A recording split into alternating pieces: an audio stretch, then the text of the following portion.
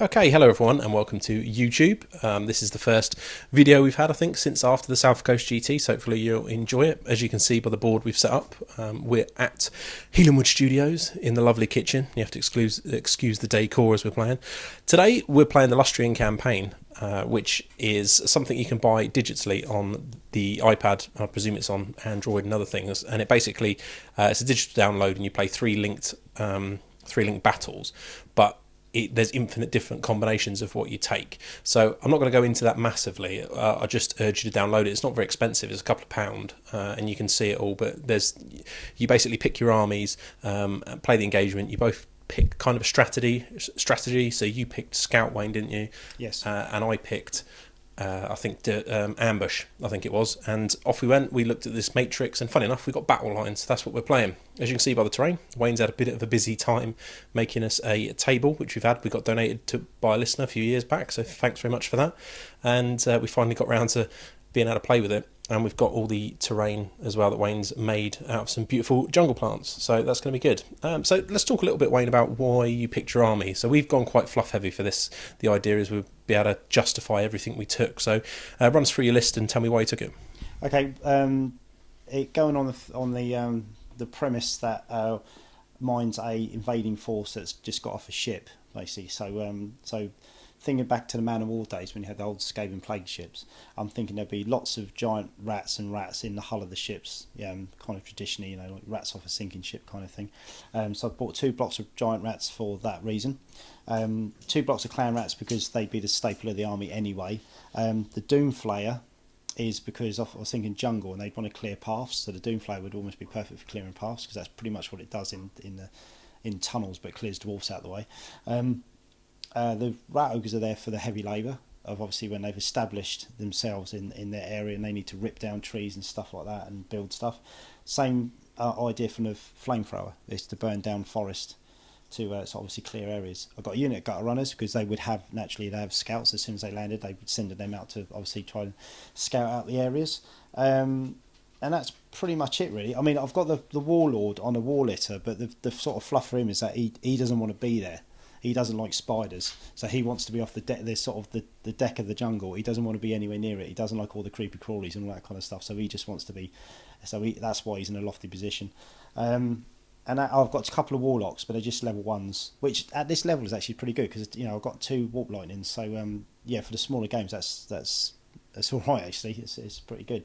That's it really. We should say as well, we agreed, didn't we, that we wouldn't take silliness, so we restricted the magic levels. I've got no slan mage or anything silly like that. I mean, the way this works is that Wayne is the invader on this particular engagement. It gets 1,500 points. That's the level we agreed to do because we thought a little bit smaller, different game. And I got, depending on the grid, a percentage of those points. So as I ended up with 66 points, 66%, sorry, which is 990 points. And then I got a stratagem. Again, it's another mechanic of the thing that allowed me to add D6 times 50 points worth of another unit. So I got another unit of Croxagore. Again, I went for something that I thought would be justified. The idea of this first scenario is Wayne comes off of the boat and stumbles across the first set of ruins he comes by, and a fight ensues. So I've gone for what I've envisioned as the local scouting force. So I've got 3 pterodons, 6 chameleon skinks, and then the sort of the labour from that particular area. So I've got a skink chief and a skink priest, which are kind of like the gang master and the sort of the scribe or the architect that was around there doing whatever they were doing. Some skinks with them, and then the heavy labour in a bastillodon and a unit of 4 Croxagore. Aided by the reinforcements of the extra 3 they've called in from behind. So it should make for quite a good game. I'm really not sure how it's going to go. You got any thoughts on how you think this is going to play out? No, not really, because usually when we're playing, you've got the slan, and it's kind of the game is really all about the slan, isn't it? So it's going to be, it's going to be interesting. It's, I think because visually how good it looks compared to the tables we normally play on. I'm just really looking forward to playing. I think it's going to be great. Yeah, so let's get into it. We're going to be filming during the turns and have a quick chat about any of the main things that go on, and I hope you enjoy. Speak to you soon. Ooh, a 10 of them. Panic test. Yeah, you love it. Miscast, eh? Okay, so term one's well underway. Been a bit of an eventful one actually, Wayne, hasn't it? Considering. So Yeah. you got first turn. Wellied it all up, as you can see on the camera there. Wayne's battle line flying forward at me. I've done the usual kind of lizard man thing. Moved forward a bit, shot a bit, moved back a bit. Magic went well for you though, eh? Yeah, double 6 phase, and then I got silly and I rolled 6 dice on the first warp lightning, miscast, cascaded the warlock who had the dispel scroll, and killed 1 pterodon for my efforts. Then I rolled 4 dice at the second one, the second warp lightning. Done it at the Croxagore. You dispelled it. Then I had 2 dice left, so I played the Warpstorm scroll and killed another pterodon. Yeah, that was dirt. That was. Yeah. No scroll. I'm manhammer me. I've got no scroll. Nor have you now though, because you cascaded. No, I haven't got one. No, never got to use it. Yeah. But the miscast killed 10 clan rats, and the wizard dropped down the hole. So I rolled a double 1 for that. Luckily, you got 2, so you're all good. Yeah, and then you done some shooting at my giant rats, and I've never lost all the pack masters and the giant rats. And then you done 3 hits. Bastillodon did five hits. Randomised it. Yeah, 3 5s. 3 5s. So that's the pack masters gone. So now the giant rats have to move towards a. They have to be charging my crocs, I believe. So. Yeah, happy days. Yeah. So yeah, we just keep plugging away. My gutter runners moved through a wood, but they cause fear now. Yeah, that's scary. So I took a sort of risk on that. And the pterodon, that was it. Yeah, the pterodon dropped. The 1 pterodon that was left dropped a rock on my Doomflayer and killed it. Well, he was messing up his jungle, wasn't he? It was only fair. So It was. Cool. Well, back to the defence of Lustria then. See you in a bit. So turn 1. You just take a picture of it for me, mate. So turn 1, battle lines drawn here. So it takes a wound.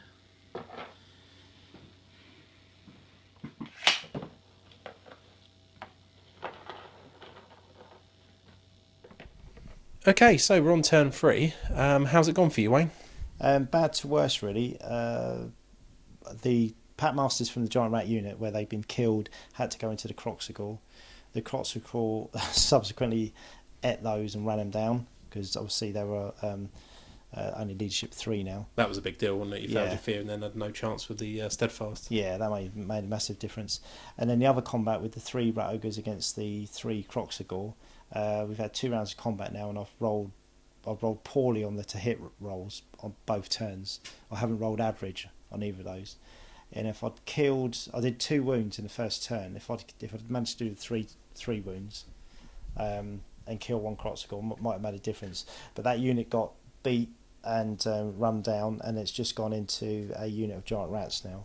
But the problem is I've got my clan rat unit in the centre, my other rat ogre unit, which was lined up to go into the flank of your Croxagore, now can't, because the rock Croxagore have overrun, and it's going to be difficult actually, because literally I'm going to get surrounded. I've got the Croxagore that are going to be threatening my flank, and if I move around, I've got all the skinks sitting in front of them shooting. I've got the Bastillodon, which can go in at any turn. Yeah, so it's looking a bit dodgy right now. See, it's always weird, isn't it? Because from my point of view, I'm looking at it thinking I'm about to lose my left-hand flank completely, although they've done their job of holding you up for a couple of turns. My 2 crocs that are fighting your giant rat block are going to be in a bit of a problem. The right-hand flank, I've had some good luck. I mean, killing those pack masters and getting the unit early. I was a bit worried about you charging into me with a full unit with the pack masters and grinding me out or put me on some shaky tests, because we've already had a couple of leadership issues, haven't I, where trying to do leadership 6 cold-blooded to a swift reform and not being able to shoot. But also it's only turn 2 and you've got that big clan rat block running towards me, and although you're going to get a redirector at some point, it'd be interesting to see how it comes up. I think it looks good for me, definitely, but it'd be interesting because my left flank's gone. I need to take care of that Croxagore unit. If I can do that and then support my clan rat unit with the giant rat unit, then I'm sort of still in the game. But if I can't, then I'm struggling, because I'm either getting shot or I'm getting hit in the flank.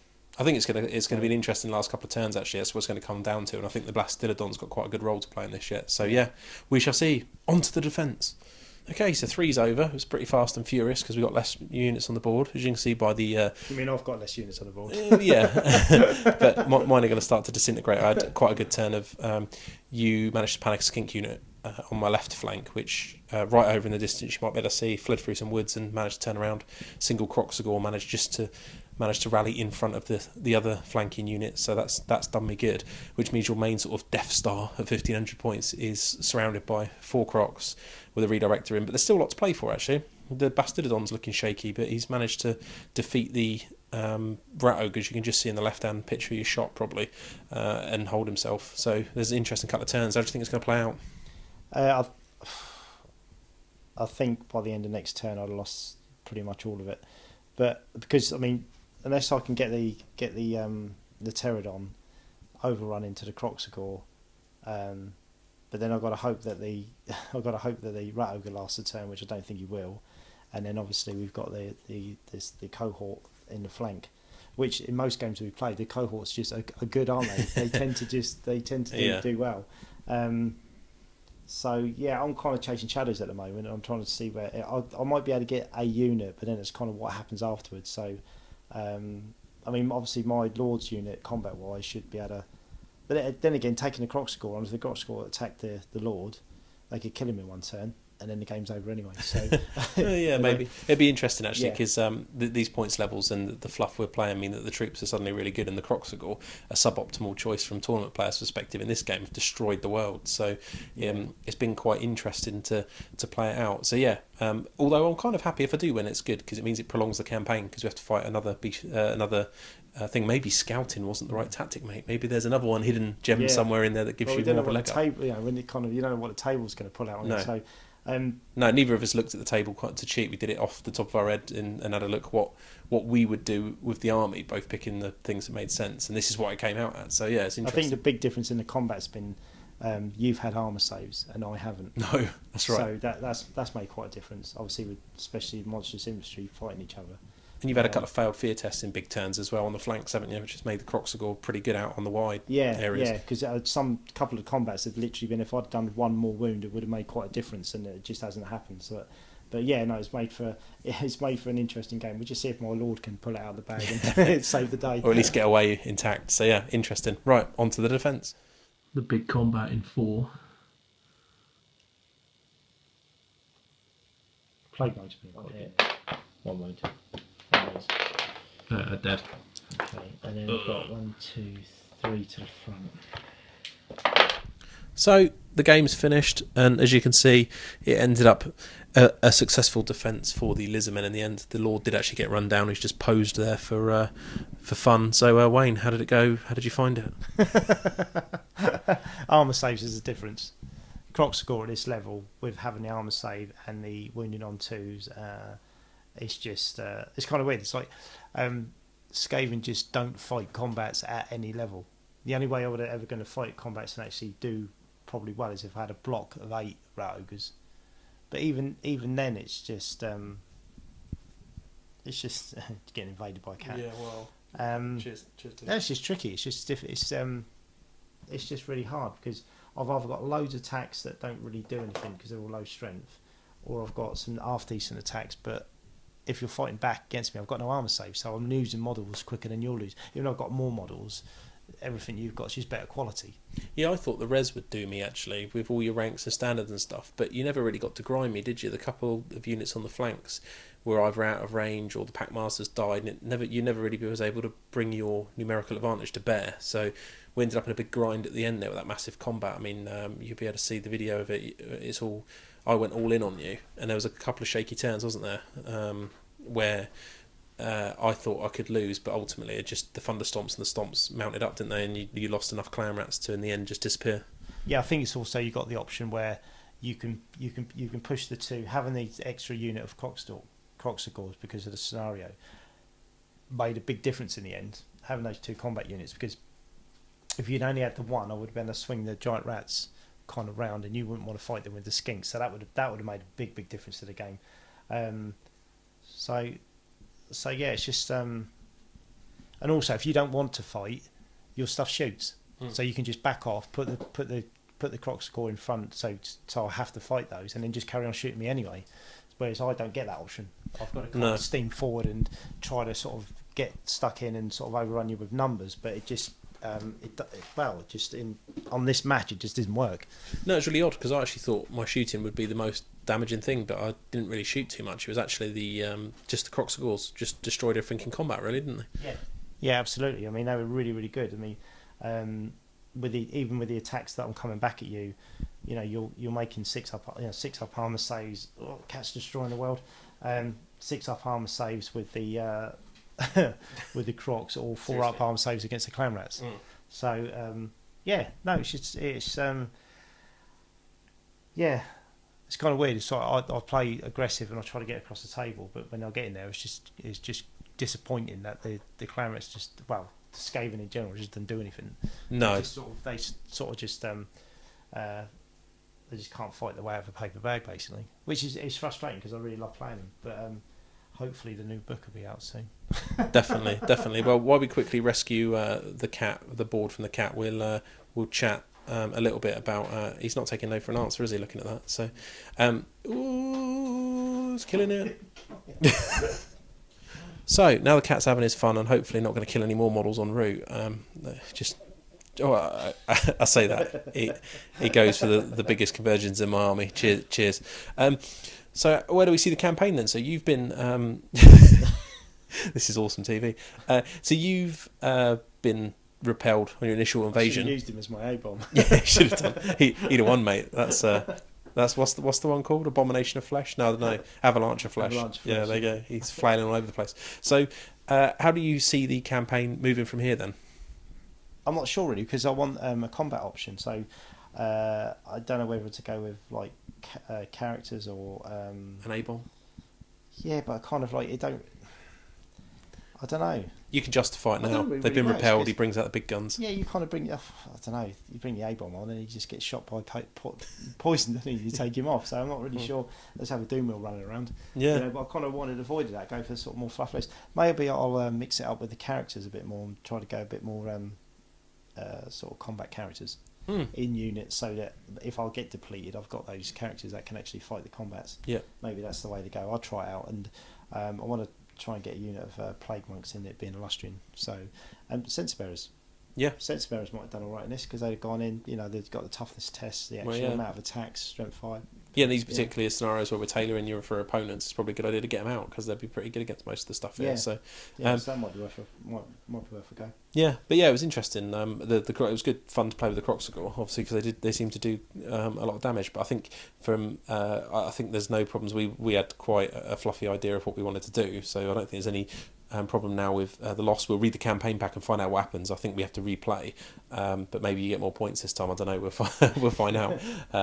And see how it goes, but yeah, we could definitely justify you having some more dirty stuff in your army. So yeah, because the points disadvantage that you had was didn't make any difference at all. No, if anything, it was just almost like you had too much. Yeah, I suppose so. I think it's the first. A lot of this comes down to the versatility of the armies. If you're kind of like, if you've got an army that is versatile, so you've got combat, shooting, a little bit of magic. Because even though you only had one level 2, he had wild form, which was effective in the game as well. Yeah. So, and I kind of look at mine, and I really need to think about what kind of list I'm going to take. Well, the magic was odd, wasn't it, as well? Because you lost your other one. A lot of the time, there was no 0.6 dice in. You had nowhere to sort of leap your other level 1 out, and there was no 0.6 dice in walk lightning when you're in the middle of your only unit that had any men left, sort of in bulk, because there was no benefit to killing half of it. So. Yeah, I don't know whether it was, you're better off taking Plague Priest. Yeah. Again, different magic phase. Because of the type of games we're playing, you wouldn't necessarily. That's not exactly an optimal tournament choice, but we're not looking for an optimal tournament list, are we? So no, I think it's that kind of trying to find a bit of balance where you have got a bit of punch where you need it. Nothing too over the top, but it does kind of it allows you to stay in the game. Whereas with this list, it was a bit too bland, and you're just. I don't know. You're just your army against mine has more options to do more things. Where mine's kind of like I've got to get across the table and get to you, and that's pretty much all I can do. There isn't really much else that's going on. No, I really wasn't. Took sort of like more gut runners, but then it gets I don't know. It gets a bit sort of you go down the road where the list starts getting a bit dirty. It's kind of weirdly scathing. It's either dirty or it's too weak. There isn't any sort of like a sort of middle ground with it. So. No, well, I honestly thought you'd just run forward and take me off, but you can't legislate for what happens on the table. And that early miscast, me killing all 3 pack masters, forced you into a charge that might have been better if you'd had some more leadership in there. So yeah, I don't know. Interesting. I think if we play that again, if you play it slightly tighter and a few tweaks, I think you'll have no problems beating me. But I was actually quite pleased with how versatile the lizards were in that particular matchup in the end. The same as if you had a level 2, you might have been able to get Scorch or some other thing to put me under pressure with magic, which the magic didn't do anything for you. And in combat, I was beating you, wasn't I, in the end? So the one unit that could beat me front on got slammed from 3 sides. So in pretty much ideal circumstances. So yeah, be interesting. So there you go. The defensive Lustria started off well, but we'll find out what happens in a future episode. So hopefully you've enjoyed this video. I need a bigger boat. Yeah, you do. Well, there must be another part of the coastline where this can happen. We'll have another go. So yeah, there you go. So I hope you've enjoyed the video. Make sure you check out the podcast, www.HeelanHammer.com, if you're not already a listener, and make sure you subscribe to the video, like and subscribe. And we'll see you again next time. Cheers. Bye-bye.